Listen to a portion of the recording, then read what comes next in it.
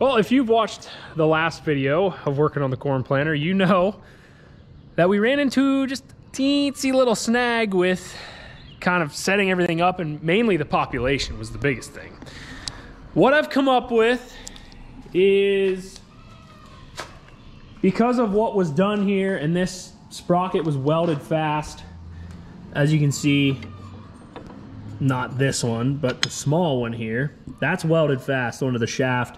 They put in some pipe in there. You can see all the welds. You can see all the welds kind of there, and that pipe, that's not factory.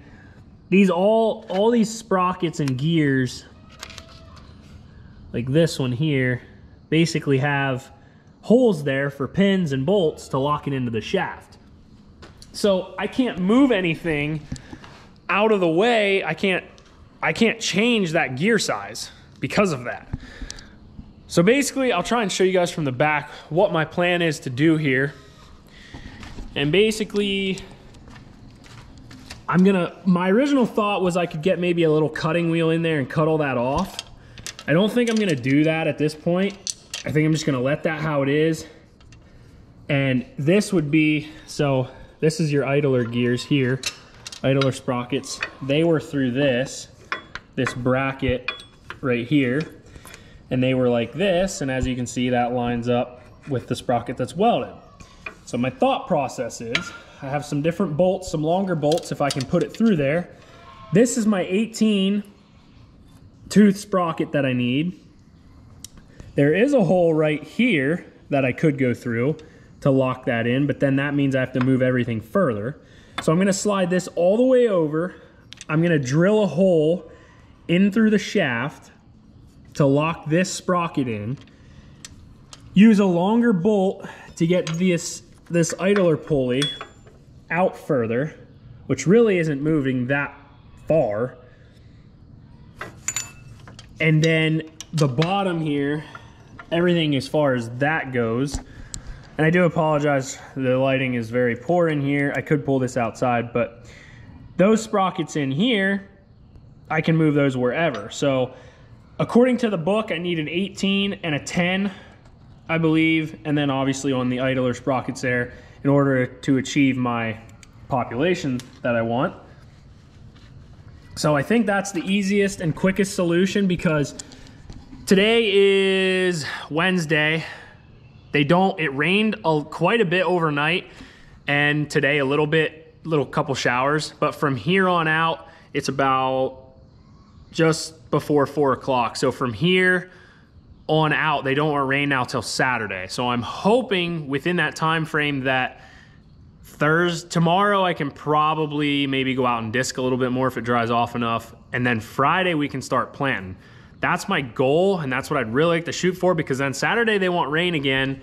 So maybe on the upper fields up on top of the hills we can plant, so we might be able to get about 2 acres planted, which would be really nice. Some of the lower fields, probably not, but we'll have to see and play it by ear. So I need to get this thing done. And on top of everything, obviously you know all the row units are apart. So one of the row units, I checked all the fingers, everything appears to be okay with those. You've seen in the beginning of the video, we picked up some graphite. We're gonna need that for lubricant. And then I needed to replace one of the shims, I guess is what they're called, for the mechanism there on the unit. Because as you can see, this one here is chewed up. So I didn't want to take the chance in running that. I don't know what caused that to do that, but went to my local Deere dealer and gonna replace that, and then I should be able to put everything back together. So I think everything's figured out now. All the row units are tightened.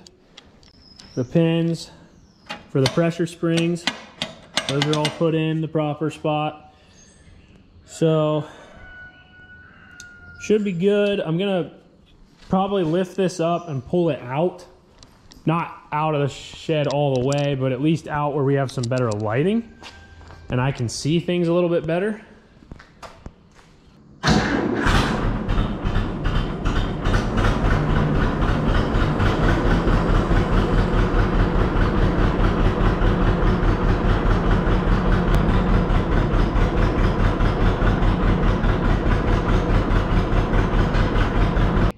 That's much better. I can actually see what I'm doing now. So I measured everything when they were down. Doesn't mean that something didn't move a little bit, but these are all at 36 inch now, which is what the corn head is over there for the combine. So we should be good as far as that goes. The only thing that we probably have to adjust out in the field is maybe our down pressure or down force. I'm not sure if we'll have to check that or not. Obviously, we'll check and see for our seed depth. So now, since all that stuff's up, I know I have to clean all the row units, so we'll do that.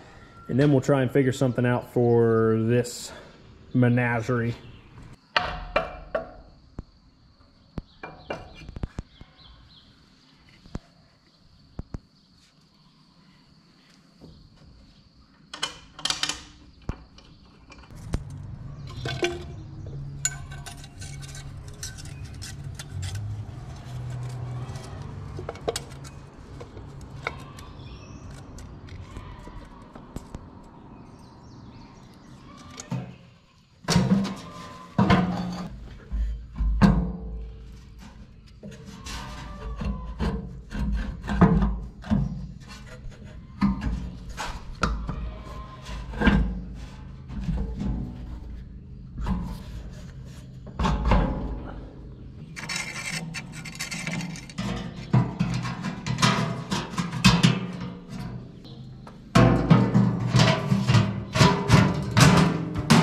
It's definitely starting to look like a planter. All the row units are put back together. Everything is good to go. Cleaned everything up, put that new wear strip or the shim in the far side row unit over there. Cleaned all the other ones out, and everything's tight. Lubricated all the chains. So all the row units should be good. Obviously we'll have to set probably our down force, and we'll probably have to set obviously our depth. So I have to do that, but that won't be till in the field. At this point, also, I changed the markers to what I think is 36 according to the manual, for 36-inch rows on both sides. And they had this one tied in with, they had it just tied up with like wire. So put a new bolt in that was missing, rearranged this. So all this should be mechanical and working now. This, they don't have the fitting to work the markers, which actually goes through a bolt in the drawbar, and then when you turn, that's how it pulls the selector back there left and right. So I'll have to manually do that by hand, no big deal. So at this point, if I'm correct with everything and I've done what I think I needed to do, the only thing left to really do is obviously grease everything, and I have to set the population.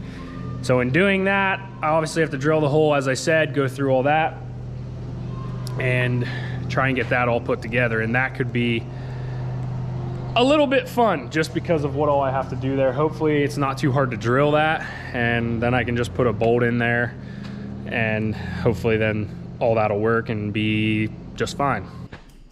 The planter is pretty close to being done. I did get the chain. I had to actually cut a few links off of this one. And I kind of mechanized. It's not a carriage bolt. I was really hoping I could have a carriage bolt, but I didn't. I got a longer bolt. Everything here still spins and turns. Shimmed it out with some nuts.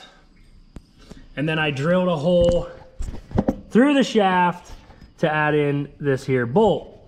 So everything should be good to go the way that is. Again, it's, I don't want to say it's rigged, but in a sense, I guess it kind of is, because it's rigged to begin with. So I had to just try and rig it again, I guess is the best way to put it. So at this point, the only thing that I know of that we need to do is obviously grease the entire machine, lubricate everything, and I do need to put on these drive chains yet. And then at that point, we should be able to throw a little bit of seed in here and then just test it out here on the concrete to see kind of what our population is. Drive chains are on. I think I'm gonna start the tractor up, back it up, because they'll just freewheel in that when you're backing up. And then I'm just gonna pull forward and make sure everything is kind of turning properly. Everything was good to go, freewheeling, and then I lowered it just a little bit above the concrete so the, whatever you want to call it, the spring or clutch would kick in. It did. All 4 row units were turning. Everything seems intact with that shaft. Everything turned here. So we should be good. The other thing I think I have to check is just to, I think, level the planter, which I don't know, I might have to lower it, but I know you're supposed to measure from the hitch to the ground. So we'll have to set it up for this tractor. We might have to lower that down or raise it, and that way this is all level. After that, then it's just grease everything and we're ready to get planting. So I think I'm gonna look into that, see what we can come up with, and hopefully I don't have to do too much more. But for the most part, I think we are ready to get out in the field. We just gotta get the fields ready. So thank you guys for watching. I hope you're enjoying. If you're not already, be sure to subscribe to the channel, and I'll catch you in the next one.